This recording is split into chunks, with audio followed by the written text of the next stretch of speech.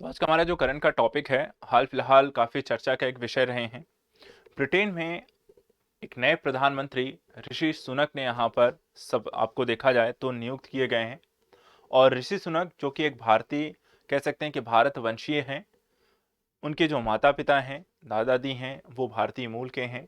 उनका जन्म जरूर यहाँ पर देखा जाए तो यूके में हुआ है, लेकिन ये भारत के परिदृश्य से एक बहुत बड़ी बात है।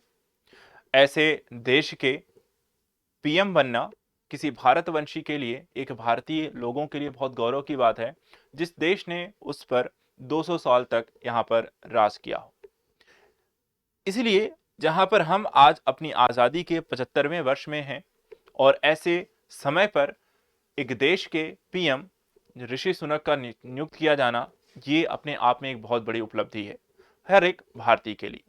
तो आज हम यहाँ पर यही देखेंगे कि क्योंकि एक भारतवंशी की बात हो रही है, तो ये कॉन्सेप्ट जो बन रहा है, एक आईआर का भी एक टॉपिक है। भारतीय प्रवासी हम पढ़ते हैं, तो आज का हमारा जो टॉपिक है वो भारतीय प्रवासियों को लेकर ही है कि ब्रिटेन में किस तरीके से भारतीय प्रवासियों का प्रभाव बढ़ रहा है। ऋषि सुनक वहां पर एक सबसे कह सकते हैं कि एग्जाम्पल हैं, सबसे बड़े एग्जाम्पल हैं, जो आप उनको रूप में यहाँ पर देख सकते हैं, जो वहां पर पीएम बनने गए हैं। तो आइए समझेंगे ऋषि सुनक क्या है, किस तरीके से उनकी स्थिति है, ब्रिटेन की स्थिति ऐसी क्या है, और साथ ही साथ ब्रिटेन में भारतीयों का प्रभाव कैसा है। देखिए, ब्रिटेन में अगर हम देखें तो जो भारतीयों की स्थिति है, प्रवासियों की है, भारतीय जो पारिवारिक व्यवसाय हैं उनके बारे में थोड़ा देखेंगे। भारतीय प्रवासियों का एक कॉन्सेप्ट है, उसको यहाँ पे समझने का प्रयास किया जाएगा, और थोड़ा सा ऋषि सुनक के बारे में भी हम इसमें डिस्कस करेंगे, क्योंकि स्टार्ट यहीं पे करना है, क्योंकि चर्चा का विषय रहे हैं ऋषि सुनक। इसलिए सबसे पहले जो बातें हम यहाँ पर करने वाले हैं वो ऋषि सुनक के बारे में है कि ये चर्चा का विषय क्यों बन रहा है। ठीक है, उसके बाद फिर हम भारतीय प्रवासियों और ब्रिटेन में भारतीय प्रवासियों की स्थिति को लेकर समझेंगे। देखिए, सबसे पहले तो ऋषि सुनक का नाम क्यों आया, क्योंकि इससे पहले जो इनकी पीएम थी लिज ट्रस, उन्होंने ब्रिटिश प्रधानमंत्री के पद से इस्तीफा दे दिया है। ठीक है, और इस्तीफा देने के बाद अब ऋषि सुनक ब्रिटेन के पहले भारतीय मूल के प्रधानमंत्री बनने जा रहे हैं, और ये एक इतिहास यहां पर लिखा गया है।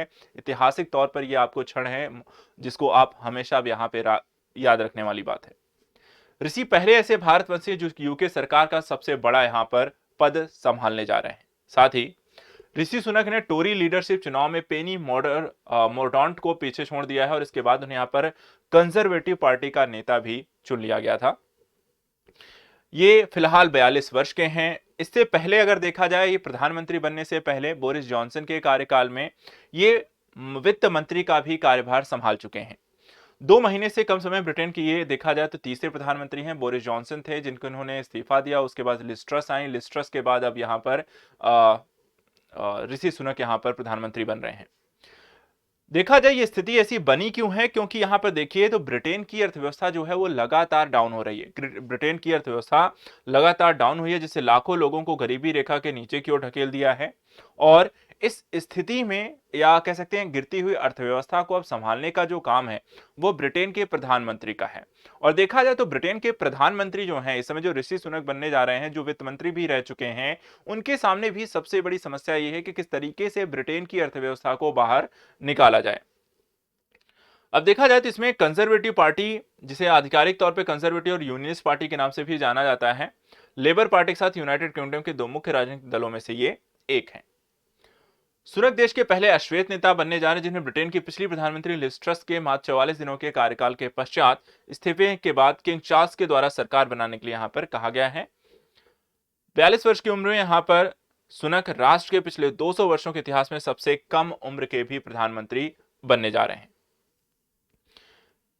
इससे पहले 24 वर्ष की उम्र में William Pitt the Younger Britain के सबसे कम उम्र के प्रधानमंत्री हैं, और ऋषि सुनक 28 अक्टूबर को यहां पर प्रधानमंत्री पद की शपथ ग्रहण करेंगे, और 29 अक्टूबर के द्वारा उनके द्वारा कैबिनेट का यहां पर गठन किया जाएगा।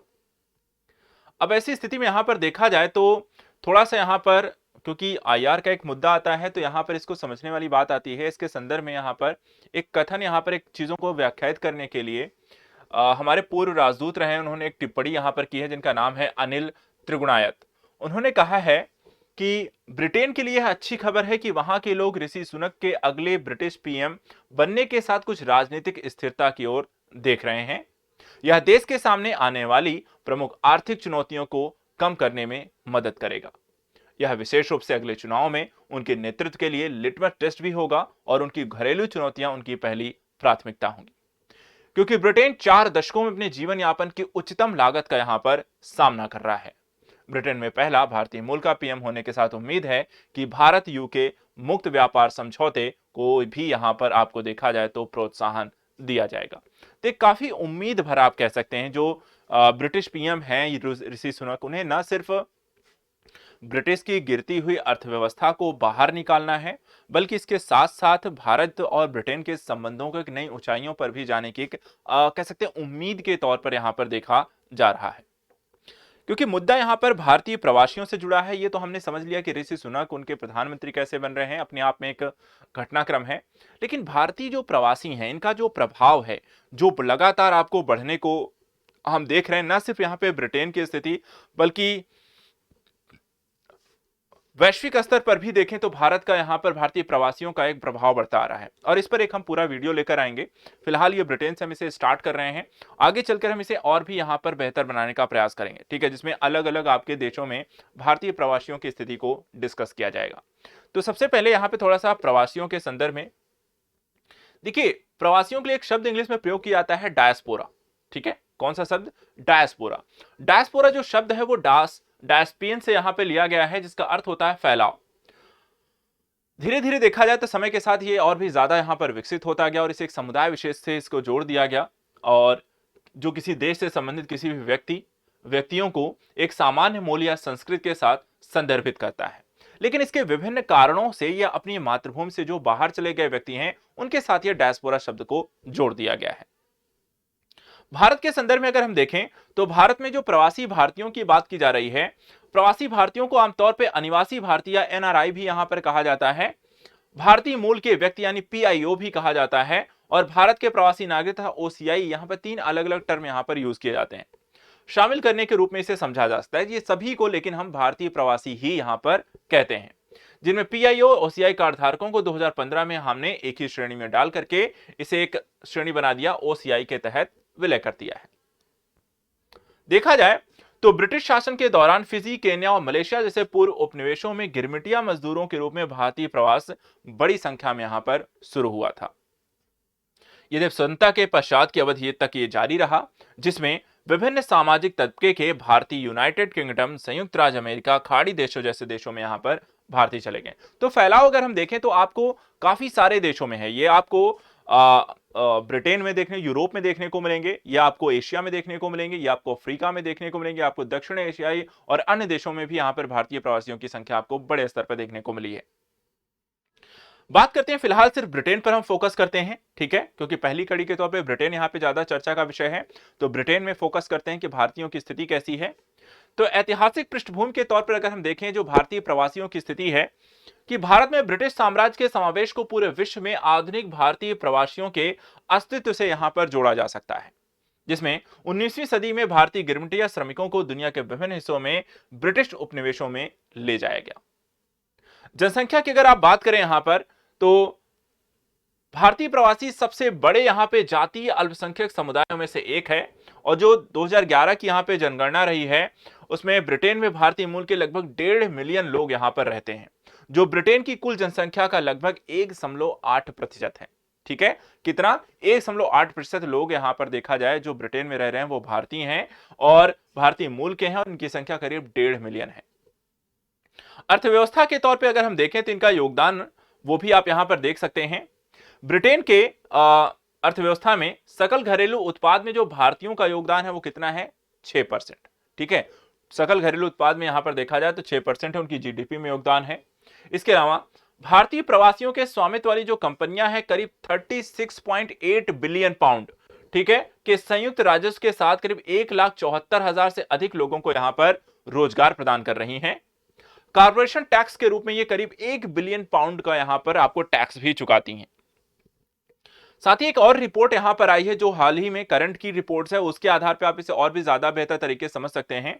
एक रिपोर्ट के मुताबिक भारतीय कंपनियों की संख्या पिछले वर्ष की तुलना में 805 से बढ़कर 900 हो गई है। कितनी? 900 भारतीय कंपनियां ब्रिटेन में कार्यरत हैं और इनका जो राजस्व है वो करीब 54.4 यहां पर आपको बिलियन पाउंड के रूप में आप इसे देख सकते हैं। और 2021 में ये बढ़कर हो गया आपको 50.8 बिलियन। तो इनका अच्छा खासा राजस्व है, अच्छी खासी बड़ी संख्या में यहां पर देखिए तो कंपनियां हैं, अच्छे खासे यहां पे कॉर्पोरेशन टैक्स भी दे रहे हैं, लोगों को रोजगार भी देख रहे हैं। तो अर्थव्यवस्था में एक बड़ा योगदान आप भारतीयों को देख सकते हैं, भारतीय कंपनियों के रूप में देख सकते हैं। थोड़ा संस्कृति और राजनीति में भी देखें भारतीयों की उपस्थिति कैसी है ब्रिटेन में, वो भी थोड़ा समझ लेते हैं। देखा जाए तो इसमें व्यंजनों, सिनेमा, भाषाओं, धर्म, दर्शन, प्रदर्शन, कला आदि का यहां पे समावेश हो चुका है। और इसके कारण ब्रिटेन में एक देखा जाए तो एक नेहरू केंद्र भी है, जो भारतीय उच्चायोग की सांस्कृतिक शाखा है, जिसे वर्ष 1992 में यहां पे स्थापित किया गया है। इसके अतिरिक्त भारतीय स्वतंत्रता की 70वीं वर्षगांठ को चिन्हित करने के लिए वर्ष 2017 को भारत ब्रिटेन संस्कृति के वर्ष के रूप में भी यहां पर मनाया गया। तो देख सकते हैं सांस्कृतिक संबंधों को आप कई अलग अलग स्तरों में भारत और ब्रिटेन के मध्य एक बेहतर सांस्कृतिक जुड़ाव को बढ़ावा दिया जा रहा है। राजनीति के तौर पे अगर हम देखें तो वर्ष 2019 में ब्रिटिश संसद के हाउस ऑफ कॉमन्स में भारतीय मूल के 15 यहां पर सदस्य हैं, और जबकि भारतीय ब्रिटिश आबादी का 1.8% है। लेकिन सकल घरेलू उत्पाद में 6% का योगदान करते हैं। भारतीय मूल के 12 सांसद हैं, आपको हाउस ऑफ लॉर्ड्स के 24 यहां पर आपको सदस्य हैं, और दूसरों के विपरीत अगर देखें तो भारतीय प्रवासियों की अच्छी तरह से आत्मसात किए हुए हैं और बेहद यहां पर आपको सफल रहे हैं। तो अगर देखा जाए तो ओवरऑल अगर इनकी उपस्थिति देखा जाए तो दोनों ही जगह आपको देखने को मिलेगी, हाउस ऑफ कॉमन्स में भी और हाउस ऑफ लॉर्ड्स में भी यहां पर इनकी संख्या 12 और 24 यहां पर आपको अलग अलग सदस्यों की संख्या की उपस्थिति के तौर पर। एक और चीज यहां पे समझ लेते हैं कि देखिए व्यवसाय एक बड़ा पहलू है भारत और ब्रिटेन के संबंधों में, और काफी सारे जो भारतीय ब्रिटिश पारिवारिक जो स्थितियां हैं वो यहां पे थोड़ा हम समझ लेते हैं कि स्थिति इनकी कैसी है। सबसे पहले देखिए ब्रिटिश भारतीय पारिवारिक जो व्यवसाय है वो किन स्तरों पर, किन क्षेत्रों में है। तो सरकार, शिक्षा, वित्त, राजनीति में महत्वपूर्ण पदों पर आसीन होने के साथ साथ यूके में जो भारतीय डायस्पोरा है इसने पारिवारिक व्यवसाय के लिए एक स्वाभाविक आत्मीयता यहां पर दिखाई है। पारिवारिक व्यवसाय की प्रवृत्ति भारतीय समुदायों में दिखाई दी है, और पहले ऐसा कोई परंपरा यहां पर आपको नहीं थी। यह आंशिक रूप से भारतीय मूल के सबसे सफल पेशेवरों के द्वारा अनुभव किए गए और नस्ली भेदभाव और कांच की छत के कारण यहां पर आपको हुआ। तो देखा जाए जो समस्याएं आपको पिछले कई सालों में यहां पर देखने को मिली हैं, उससे धीरे धीरे आगे चलकर ये आपको पारिवारिक व्यवसाय के रूप में डेवलप हुए हैं। ऐसा नहीं कि अचानक से ही जाकर ये चीजें हुई हैं। हाँ, वहां रहने के साथ ही जाकर बस गए और वहां धीरे धीरे व्यवसाय शुरू किया, और वहीं पर देखा जाए तो आपको एक पारिवारिक तौर पर इन्होंने इस कार्य को अर्थात एकजुट होकर काम करने को काम ज्यादा यहाँ पे महत्व माना, बजाय यहाँ पे अलग अलग होने के, क्योंकि नस्लीय जो भेदभाव की स्थितियां उसके कारण समस्याएं आपको ज्यादा देखने को मिलती हैं। इसके अतिरिक्त प्रवासियों की जो पहली पीढ़ी रही इसने सफल छोटे और मध्यम स्तर के व्यवसाय यहां पर ब्रिटेन में आपको स्थापित किए, और आगे चलकर देखा जाए तो अपने साथी समुदाय के सदस्यों को यह नियुक्त किया करते थे। 2001 से 2007 के बीच अगर हम देखें तो यूके में तेज आर्थिक विकास के वर्षों के दौरान सफल उद्यम यहां पर विकसित हुए। इस क्षेत्र में यूके में भारतीय व्यवसाय सबसे अधिक रहे, जो कि कई अलग अलग सेक्टर में भारतीयों ने यहां पर निवेश किया और उद्योगों को स्थापित किया। देखा जाए तो इसमें business process outsourcing, steel, pharma से लेकर textile, apparel, hotel, retail, food processing, electronics, beverage, entertainment इत्यादि आपके सक्रिय रेंज की स्थिति आपको इसमें देखी जाती है, जो प्रथम आपको स्टेज में देखा गया। इसके बाद यहां पर देखिए दूसरी पीढ़ी आती है। ठीक है, प्रथम पीढ़ी के बाद दूसरी पीढ़ी जो है, दूसरी पीढ़ी के मालिक अब यहां पे कम अनुकूल समय पे कंपनियों को उठा रहे हैं, और उनकी मुख्य चुनौतियों में वैश्विक स्तर पे व्यापार का विस्तार करना, भारत के साथ संबंधों को फिर से स्थापित करना, यूके में यहां पर वृद्धि करना, और अमेरिका जैसे अन्य भौगोलिक क्षेत्रों में विचार यहां पर शामिल है। एक समस्या आई थी, ब्रेक्जिट की स्थिति हुई थी। ब्रेक्जिट के कारण यहां पर देखा जाए तो एक अनिश्चितता की स्थिति भी ब्रिटेन में है, और यूरोपीय संघ के बाजार के संभावित नुकसान ब्रिटेन में भारतीय प्रवासी के पारिवारिक व्यवसाय पर यहां पर भारी भी पड़ रहा है। इसके अतिरिक्त अगर हम देखें 2007 तक यहां पर भारत अमेरिका के बाद यूके में दूसरा सबसे बड़ा यहां जो निवेशक है वो टाटा समूह रहा है। टाटा समूह के द्वारा ध्यान देने योग्य यहां पर बात करें तो कई सारी यहां पर खरीद की गई, जिसमें 2007 में कोरस ग्रुप और 2008 में यहां पे जगुआर लैंड रोवर की यहां पर खरीद टाटा समूह के द्वारा की गई है। टाटा समूह यूके में सबसे बड़ा निजी नियोक्ता बन गया है, जिसका अर्थ है काफी यहां पर राजनीतिक प्रभाव भी यहां पर इसका है। तो इस तरीके से देखा जाए तो जो भारतीयों का प्रभाव है, जो ब्रिटेन में है, ब्रिटिश जो पारिवारिक व्यवसाय स्थितियां हैं, वो सबसे ज्यादा प्रभावशाली आपको यहां पर देखने को मिलेगी। राजनीतिक स्तर पर देखिए तो हाउस ऑफ लॉर्ड और हाउस ऑफ कॉमन्स दोनों में इनकी उपस्थिति मिल रही है, और राजनीतिक स्तर पर देखिए तो यूके का जो प्रधानमंत्री है वो यहां पर आपको बनते हुए देख रहे हैं। तो सांस्कृतिक अर्थात आर्थिक व्यवस्था, व्यवसाय में और राजनीतिक स्तर पे भारत की उपस्थिति ब्रिटेन में सबसे ज्यादा आपको प्रभावशील इसमें देखने को मिल रही है। इसके अतिरिक्त हम अन्य पक्षों में भी यहाँ पर काम कर रहे हैं, और इसी के कारण आप ब्रिटेन में भारतीयों के प्रभाव को आज इस लेवल तक आप देखते हैं कि वहां पर की जनता जो है, या जो दल हैं, वो एक भारतीय को प्रधानमंत्री बना रहे हैं। तो ये हमारे लिए, हम सभी भारतीयों के लिए एक बहुत बड़ी बात है, तो एक गर्व की बात है।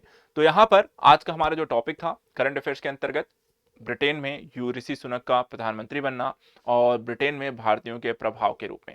ऐसे ही नेक्स्ट टॉपिक में इंडियन डायस्पोरा को लेकर कई अन्य पक्षों और कई अन्य देशों में भारतीय प्रवासियों की स्थिति पर आकलन करेंगे, रिपोर्ट्स के तौर पर भी इसे देखेंगे और करंट के साथ इसे जोड़ेंगे अमेरिका और अन्य देशों में। तो आज के लिए इतना ही। Thank you so much and good luck.